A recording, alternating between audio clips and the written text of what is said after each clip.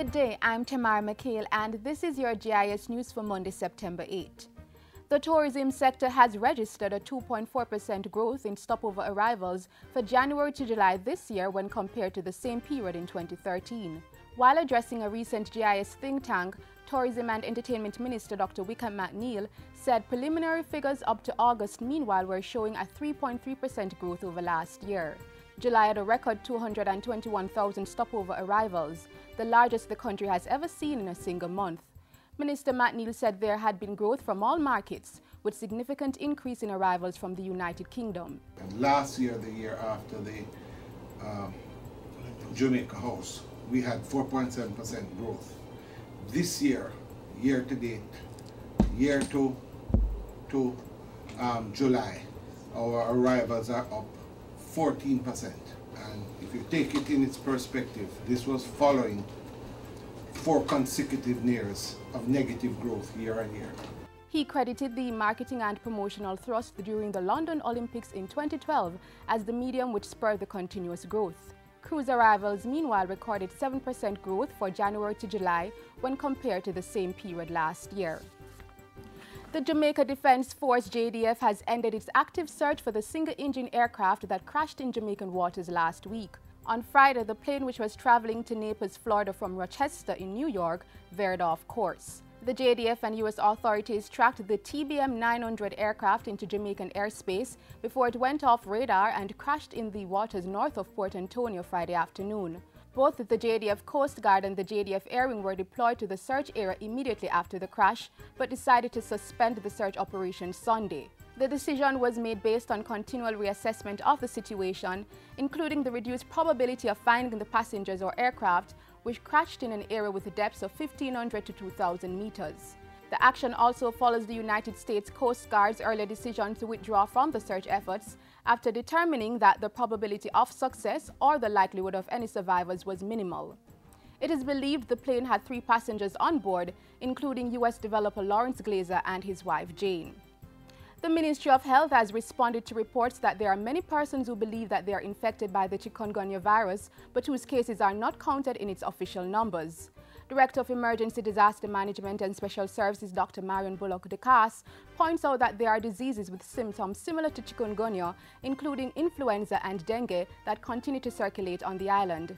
She says dengue, for example, is similarly characterized by headache, fever, joint and muscle pains. Both dengue and chikungunya are spread by the Aedes aegypti mosquito. Dr. DeCass says close to 200 samples have been received for testing for chikungunya, but not all were determined to be suspected cases. She says that of the 85 suspected cases, the ministry has so far got 24 confirmations for chikungunya from the Caribbean Public Health Agency, while 15 samples are awaiting testing and the other cases are under investigation.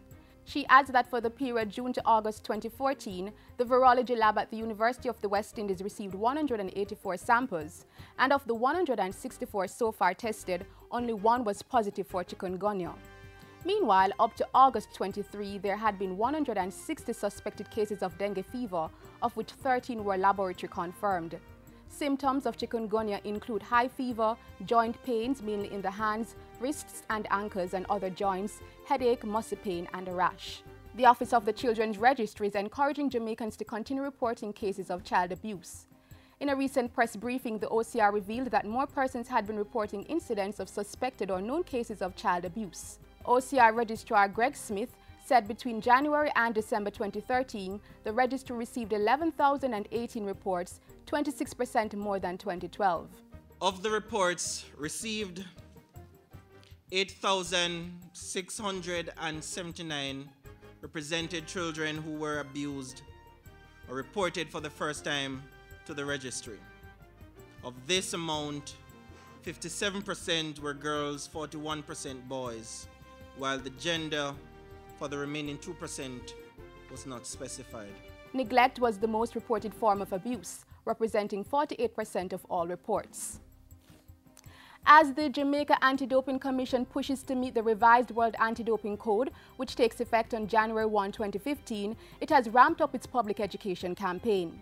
In addition to increased presence on social media platforms, JADCO's Executive Director Carey Brown says the Commission has begun anti-doping workshops with junior and senior athletes in conjunction with the J3As across the island. The Commission also recently unveiled a new website. The project was completed over a period of 4 months at a cost of US $6,500. We are certain that the athletes and athlete support personnel will benefit extensively from our website, and as we strive to improve communication with our target audience, we welcome your feedback.